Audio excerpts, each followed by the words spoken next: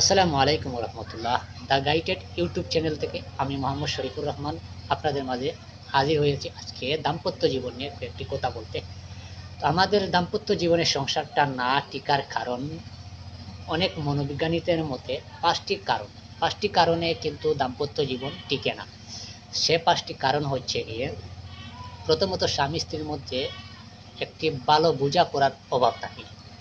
দ্বিতীয়ত হচ্ছে স্ত্রী যদি স্বামীর সাথে তর্কে জড়ায়, তর্কে জড়ানো কিন্তু স্বামীরা পছন্দ করে না।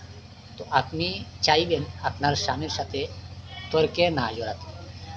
তৃতীয়ত হচ্ছে গিয়ে সন্দেহ করা, অতিরিক্ত কারণে অকারণে সন্দেহ করা থেকে বিরত থাকবেন। চতুর্থ কারণ হচ্ছে গিয়ে স্বামীর কাছে মানে ক্ষমতা অনুযায়ী অনেক কিছু অতিরিক্ত চাওয়া থেকে বিরত থাকবেন।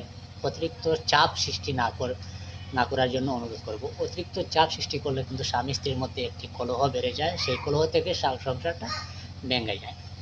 আর পাঁচ নম্বর কারণ হচ্ছে গিয়ে, স্বামী যদি আপনাকে কোনো কিছু গিফট দেয় বা কোনো কিছু দেয়, কিন্তু আপনি স্বামীর পছন্দকে তোয়াক্কা না করা, স্বামীর পছন্দকে আপনি পছন্দ করেন না, সেই একটি কারণ।